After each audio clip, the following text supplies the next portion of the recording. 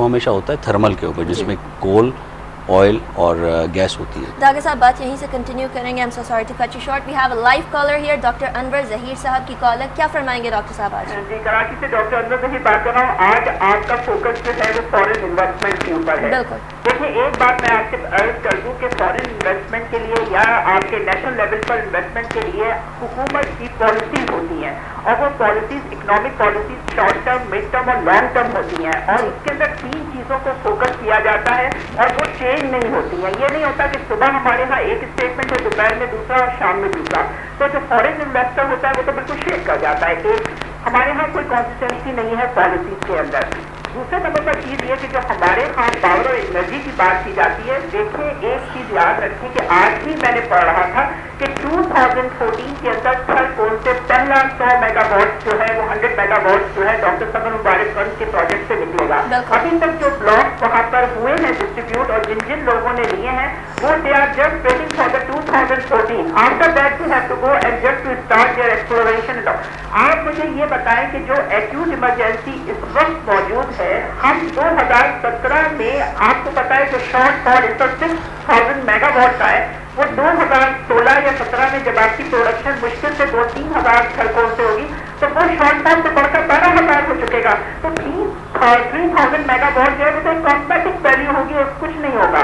देखिए, एक चीज याद रखिए कि अगर हमारे पास वो एक्सपर्टीज और वो एक्सपेडाइट करने के लिए और टेक्निकलिटीज नहीं है, why not we have to go and just to invite particularly those countries who are having the technicalities of the coal power on immediate basis। जी, बहुत बहुत शुक्रिया आपकी कॉल का डॉक्टर साहब। हम यहीं से यूनुस दागा साहब की तरफ जाएंगे। कोल की आप बात करना चाह रहे थे, कोल की कॉलर ने बात कर दी।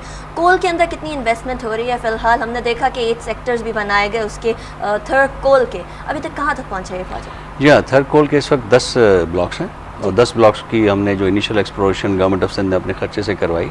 अनफॉर्चुनेटली थर्ड कोल पे उस तरह से काम कई सालों में नहीं हुआ जो कि होना चाहिए था, और एक दफ़ा तो इतनी अच्छी अपॉर्चुनिटी थी जब शेनुआ ऑफ चाइना ने हमें ऑफ़र किया था कि हम 2002 में वो अगर उनके ऑफ़र को हम एक्सेप्ट कर लेते तो इस वक्त हमारे पास थर्ड से बहुत बड़ी बिजली की 3-4 हज़ार मेगावाट इस तक होता है और हम इस शॉर्टेज का हम शिकार न होते, ना ही हम इतना सारा फ्यूल के ऊपर जो इम्पोर्टेड फ्यूल के ऊपर खर्चा कर रहे हैं वो भी शायद हम कम कर लेते। बहरहाल लेकिन इस वक्त बहुत काम हो रहा है उसके ऊपर।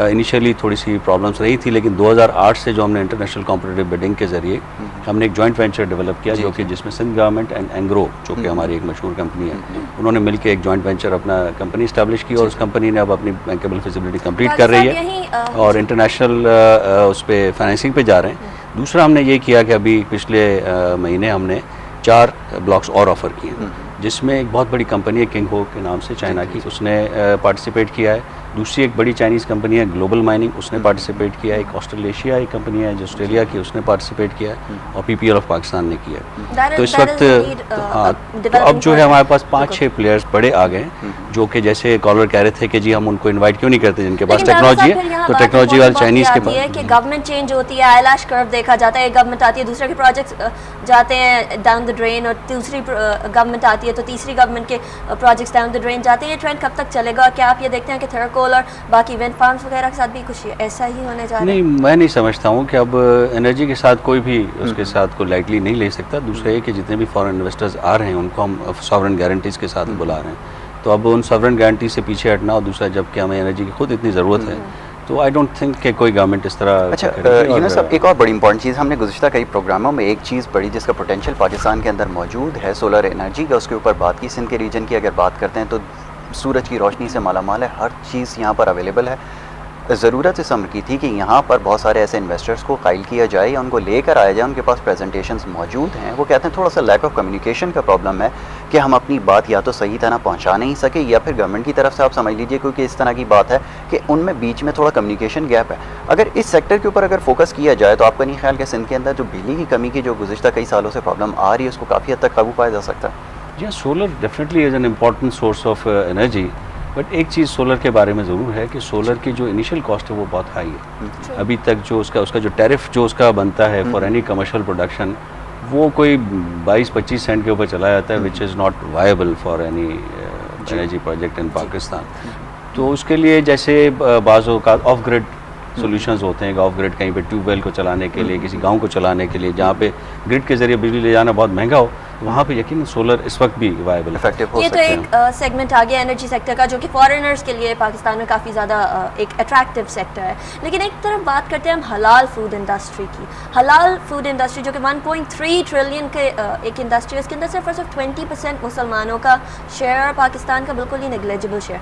ये क्यों है? पाकिस्तान हलाल फूड इंडस्ट्री के अंदर क्यों नहीं इन्वेस्ट कर रहा? वेयर एज इट 80% जो है नॉन मुस्लिम कंट्रीज़ कर रहे हैं, ऑस्ट्रिया कर रहा है, इंडिया कर रहा है। Why so? बिल्कुल आपने सही सवाल किया, और this is one area which we have a lot of potential to work in, और इसी को हमने अंदाज़ा लगाते हुए सिंध बोर्ड ऑफ इन्वेस्टमेंट ने पिछले साल इसके ऊपर काम शुरू किया था। हमने we were able to attract halal development corporation of Malaysia, उनके साथ हमने MOU साइन किया कोलालमपुर जाके, और फिर हमने उनके साथ जो फर्स्ट एक्टिविटी थी वो हमने शुरू कर दी। मार्च में हमने उनके साथ इंटरनेशनल हलाल कॉन्फ्रेंस की। इसका मकसद ये था कि एक तो अवेयरनेस क्रिएट करें, और दूसरा उन्होंने इधर आके एक वो नीड असेसमेंट देखना था कि हम कितना प्रिपेयर्ड हैं और हमें किस किस्म की एक्टिविटी की ज़रूरत है।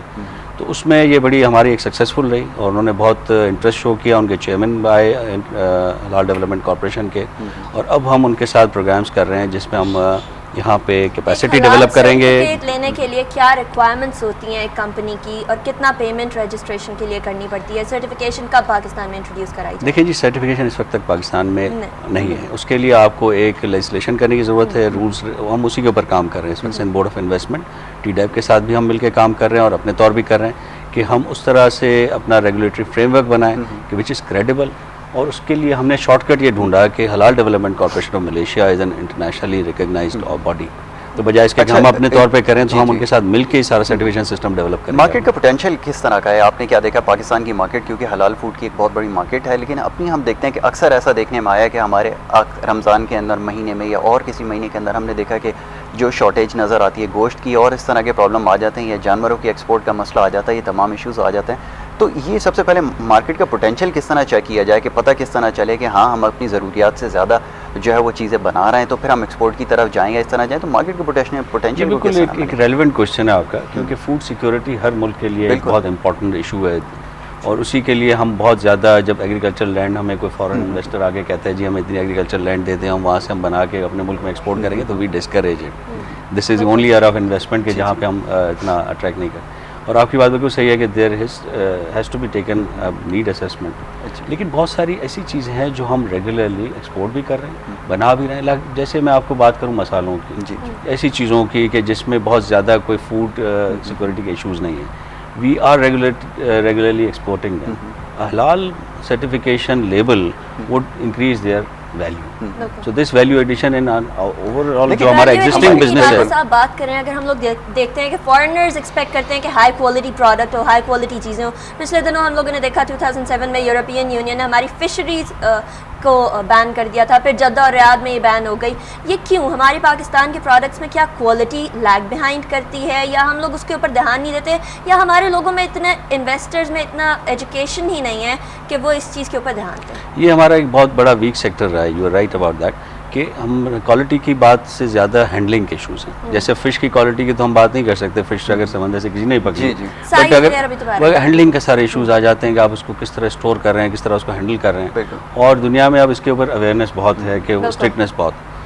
ये सिर्फ एक ट्रेनिंग की और उसकी जिसको कहते हैं कि प्रोसेसेस को डेवलप करने की ज़रूरत है कि जो हैंडलिंग आपके यहाँ हो रही है उन लोगों को थोड़ा सा अवेयर करें, उन लोगों को थोड़ा सा ट्रेन करें, और वो गैजेट्स और इक्विपमेंट्स दें कि जिससे वो अपने आप को इंटरनेशनली सर्टिफाई करा सकें। तो उस पर कर रहे हैं काम। कंटिन्यू करेंगे। हम बात कर रहे हैं आज पाकिस्तान में इन्वेस्टमेंट सिनेरियो की, पर्टिकुलरली सिंध में इन्वेस्टमेंट सिनेरियो की।